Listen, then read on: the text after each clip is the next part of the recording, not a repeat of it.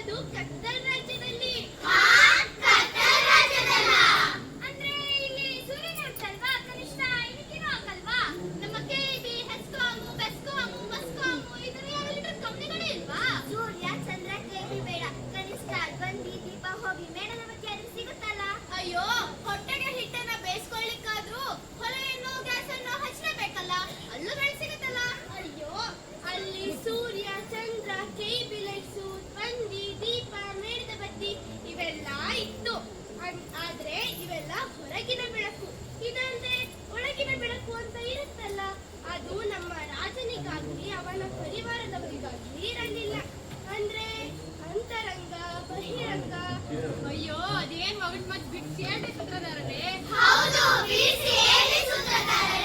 ಅದೊಂದು ಕತೆ. ನಮಗೆ ಕತೆ ಗೀತೆ ಬೇಡ, ನಾಟಕ ನಾಟಕ ಬೇಕು. ಸಮಾಧಾನ ಕೇಳ್ರಿ. ನಮ್ಮ ರಾಜ ತಲೆ ಕೆಟ್ಟನ ಮಾಡ್ತಾನೆ. ಅದೇನೋ ಅಂತಾರಲ್ಲ ಯಥಾರಾಜ. ಅಯ್ಯೋ ನೆನ್ಪೇ ಆಗ್ತಿಲ್ಲ. ಅಯ್ಯೋ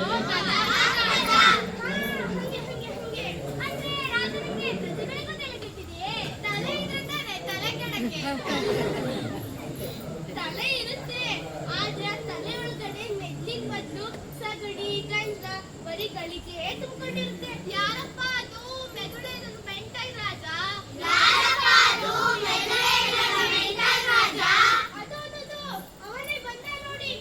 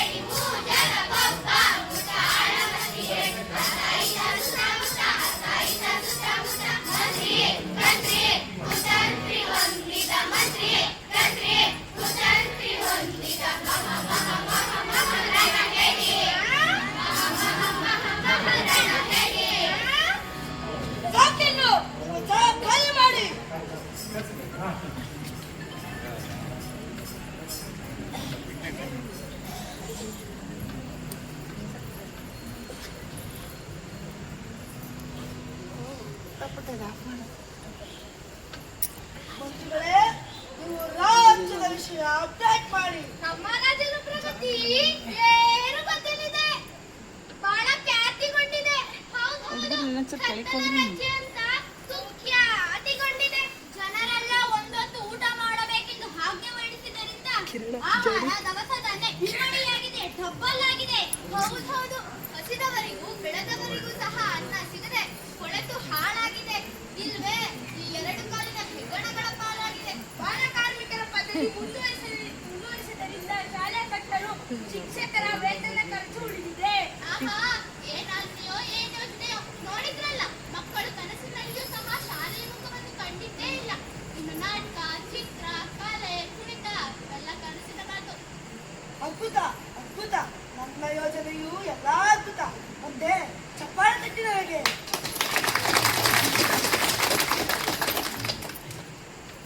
ಮಂತ್ರಿಗಳೇ, ನಿಮ್ಮ ಒಂದು ಹೊಸ ಯೋಜನೆ ಬಗ್ಗೆ ಗಂಗೂರ ಶಾಸ್ತ್ರಕ್ಕೆ ಕೊಟ್ಟಿದ್ದು ಶಾಸಿದ್ದೆ.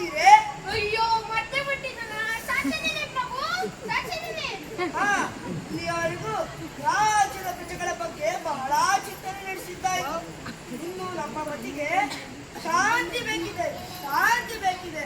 ಇಲ್ಲಿಗೆ ಸಭೆ ಸಮಾಪ್ತಿ. ಹಾ, ಮ್ಯೂಸಿಕ್.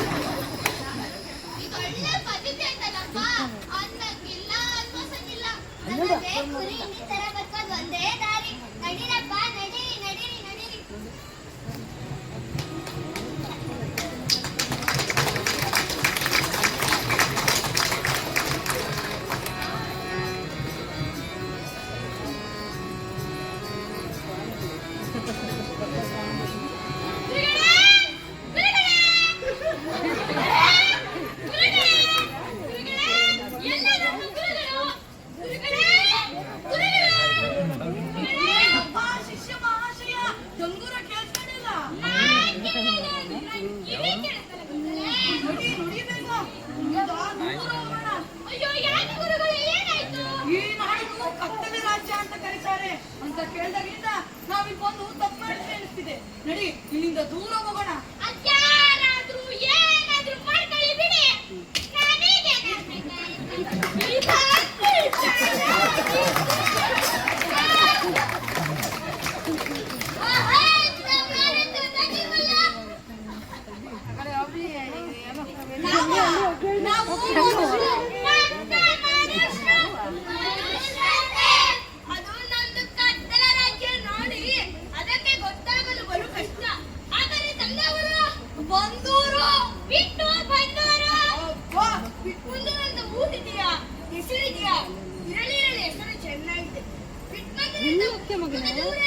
ಎಲ್ಲಿಗಾದ್ರೂ ಸರಿ,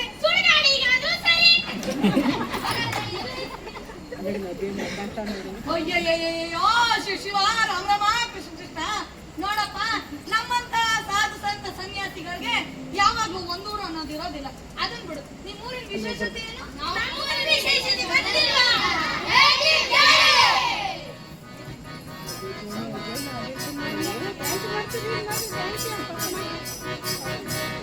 ಕೆಜಿಗೆ ಒಂದೇ ರೂಪಾಯಿ, ಕೆಜಿಗೆ ಒಂದೇ ರೂಪಾಯಿ, ಕೆಜಿಗೆ ಒಂದೇ ರೂಪಾಯಿ, ಕೆಜಿಗೆ ಒಂದೇ ರೂಪಾಯಿ. ಮೊಟ್ಟೆ ಇರಲಿ, ಮೀನೇ ಇರಲಿ, ಇರಲಪ್ಪ ಬಗೆ ಬಗೆ ಮಾಂಸ ಮಿಠಾಯಿ. ಮೊಟ್ಟೆ ಇರಲಿ, ಮೀನೇ ಇರಲಿ, ಇರಲಪ್ಪ ಬಗೆ ಬಗೆ ಮಾಂಸ ಮಿಠಾಯಿ. ಕೆಜಿಗೆ ಒಂದೇ ರೂಪಾಯಿ, ಕೆಜಿಗೆ ಒಂದೇ ರೂಪಾಯಿ.